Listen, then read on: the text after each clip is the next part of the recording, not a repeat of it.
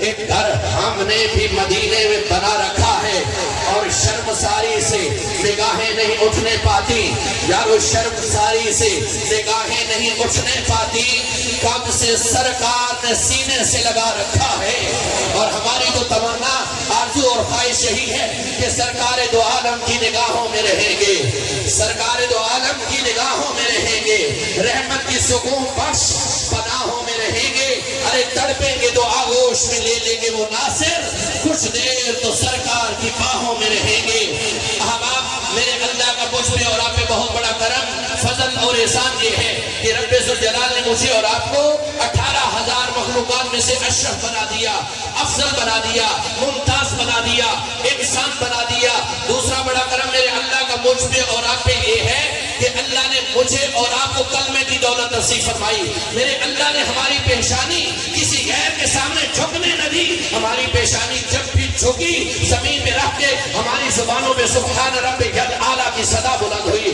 میرے مالک کا تیسرا بڑا کرم مجھ پہ اور آپ پہ یہ ہے کہ رب ذوالجلال نے مجھے اور آپ کو حضور نبی رحمت صلی اللہ علیہ وسلم کا امتی بنا دیا ہے۔ پوری توجہ چاہوں گا اس جملے پہ۔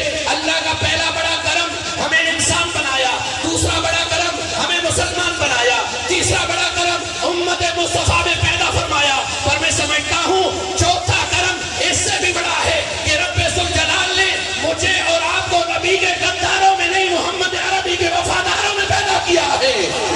ہمیں فساد والوں میں نہیں، ہمیں میلاد والوں میں پیدا کیا ہے، ہمیں بارود والوں میں نہیں، الحمدللہ درود والوں میں پیدا کیا ہے، اور ہماری زبانوں کو حسن عطا کیا ہے۔ بتاتے ہیں کہ وہ کریم آقا جو سر اٹھائیں تو آسمان کو عروج ملے، جو بیٹھے تو دھرتی، جن کے لب ہلے تو پھول جھڑنے لگے، جنہیں پسینہ آ جائے گلشن مہک اٹھے، ہاں ہاں، جو اپنا ہاتھ مبارک حضرت جنبیل کے سیاہ چہرے پہ رکھ دے، اللہ 14ویں رات کا حسن عطا کر دے۔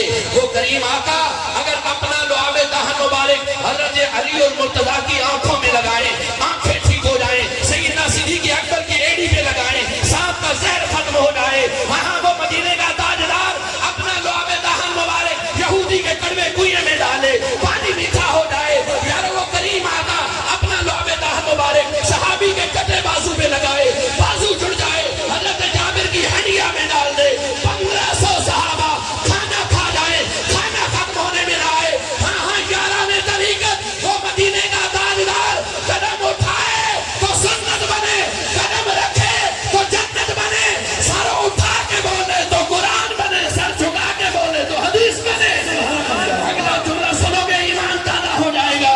ہاں ہاں، وہ مدینے کا تاجدار جسے محبت سے دیکھ لے وہ صحابی بنے، جسے خدا سے مانگ لے وہ فاروق اعظم بنے، اور جسے 2 بیٹیاں یکے بعد دیگرے نکاح میں عطا فرما دے وہ حیا کا پیکر عثمان ذوالنورین بنے، اور جسے جگر کا ٹکڑا سیدہ طیبہ طاہرہ عابدہ زاہدہ راکعہ نیرہ منورہ سیدہ زہرا پاک عطا فرما دے، وہ شیر خدا بنے، حیدر قرار بنے، وہ مدینے کا تاجدار جن سے نکاح کر لے وہ ام المومنین بنے، اور جو ان سے پیدا ہو وہ خاتون جنت بنے۔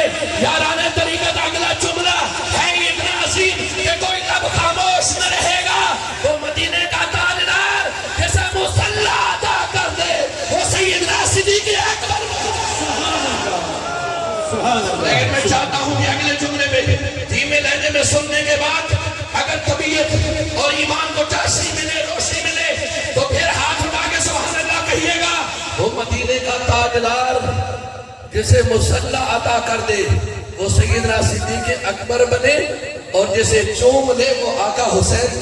سبحان اللہ، سبحان اللہ۔ وہ محبتوں کا فیض جو وہاں سے چلا صحابہ تک، صحابہ سے چلا تابعین تک، تابعین سے چلا تبا تابعین تک، اب چلتے چلتے چونکہ وقت ہے نہیں کہ میں کوئی بات کروں، بس اتنی ہی بات، وہ فیض چلتے چلتے جب ان اولیاء تک پہنچا تو یہ کیفیت تھی، یہ محبتیں جو مجھے نظر آتی ہیں، مجھے شاہ عبد الحکیم کی وہ محبت بھری بات یاد آتی ہے کہ وہ اللہ کا ولی جو دلوں پہ بھی رنگ چڑھاتا تھا اور ظاہری طور پہ رنگ ساز بھی تھے، آپ کپڑوں پہ بھی رنگ چڑھاتے تھے. یہ آخری بات انتہائی محبت سے سماعت کیجئے. اور میں اپنے گفتگو کو سمیٹ رہا ہوں کہ آپ ظاہری طور پہ کپڑوں پہ بھی رنگ چڑھاتے اور آپ دلوں پہ بھی رنگ چڑھاتے. آپ کی بارگاہ میں ایک ہندو خاتون آئی تھی اور اس نے کہا تھا بابا یہ میرے کپڑے ہیں، میرے بچوں کی شادی ہے، ان پہ رنگ چڑھانا ہے. تو بابا جی نے کہا بیٹا رکھ دو الماری میں، شادی سے ایک دن پہلے آ کے یہ لے جانا. اب شادی سے ایک دن پہلے وہ خاتون آتی ہے تو بابا جی نا اپنے گھر کے سین کے اندر مٹی کا گارا بنا رہے تھے. آتی اس نے سوال کیا بابا میرے کپڑوں پہ رنگ چڑھا دیا؟ بابا جی نے بڑا انا للہ و انا الیہ راجعون، بیٹا وہ تو میں بھول گیا، بارش ہوئی میرا مکان گر گیا، میں اسے جوڑنے میں لگ گیا، میں تیرے کپڑوں کو رنگ نہ سکا.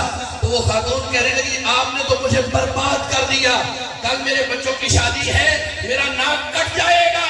اللہ کے ولی کے لبوں میں یہ جملہ آیا بیٹا ہم آبادوں کو برباد نہیں کرنے آئے، بربادوں کو آباد کرنے آئے ہیں. اللہ اکبر کبیرہ. آواز فرمایا جاؤ اور اپنی کچھڑی اٹھا کے لاؤ. خاتون لائی، آپ نے فرمایا کھولو، کھولی، فرمایا کپڑا مجھے دے. مٹی میں کھڑا ہے بابا، پاؤں لتھڑے ہیں مٹی کے ساتھ. کہا بیٹا مجھے دے. یہ کپڑا پکڑایا، کہنے لگے کون سا رنگ چڑھانا ہے؟ کہنے لگی بابا جی لال چڑھا دو. اللہ کے ولی نے کپڑا لیا، زمین پہ رکھا، اللہ کا نام لے کر پاؤں دبا دیا. جب ہاتھ سے نکالا تو لال چڑھا ہوا تھا. دوسرا لے کون سا چڑھانا؟ پیلا چڑھا دے. بابا نے پھر اللہ کا نام لیا اور زمین میں دھنسا دیا. جب نکلا تو پیلا چڑھا ہوا تھا. ابھی تو 3 کپڑوں کو رنگا تھا کہ وہ خاتون کہنے لگی بابا یہ کپڑوں میں رنگ بعد میں چڑھانا، پہلے مجھے اس کا کلمہ پڑھا جس نے تجھے یہ رنگ چڑھانا سکھایا ہے. پہلے مجھے اس کا کلمہ پڑھا جس نے تجھے یہ رنگ چڑھانا سکھایا ہے. بابا جی نے اسے کلمہ پڑھایا، بڑی خوش ہوئی، جانے لگی نے کپڑے اٹھا کے 2-3 قدم چلی تھی، پلٹ آئی. کہنے لگی بابا یہ رنگ فقط میرے لیے ہے یا میرے بچوں کے لیے؟ مانگنے کا بھی کوئی رنگ چڑھانا میرے لیے یا میرے بچوں کے لیے بھی؟ اب بابا بھی اس وقت جس محبت کی کیفیت میں تھی فرمایا بیٹا چلی جا، کل بیٹوں کی بارات اس گلی سے لے کے نکلنا، کل فقط تیرے بچوں میں فقیر رنگ نہیں چڑھائے گا، بارات میں جتنے لوگ آئیں گے فقیر سب پہ ہی چڑھا دے گا. اب پوری توجہ یاران طریقت. اگلے دن چونکہ ہندوؤں کا رواج تھا واہ گرو کے نعرے لگاتے ہوئے جب گلی میں آئے، اللہ کے ولی کے آستانے کے پاس پہنچے. اللہ کا ولی جب گلی کے درمیان آ کے کھڑا ہوا، ادھر سے واہ گرو کے نعرے لگ رہے تھے. جیسے ہی اللہ کے ولی نے ادھر سے اللہ کا نعرہ لگایا، گونج اٹھی زمین. اللہ اللہ اللہ اللہ اللہ اللہ کیے جانے سے اللہ نہ ملے. اللہ والے ہیں جو اللہ سے ملا دیتے ہیں.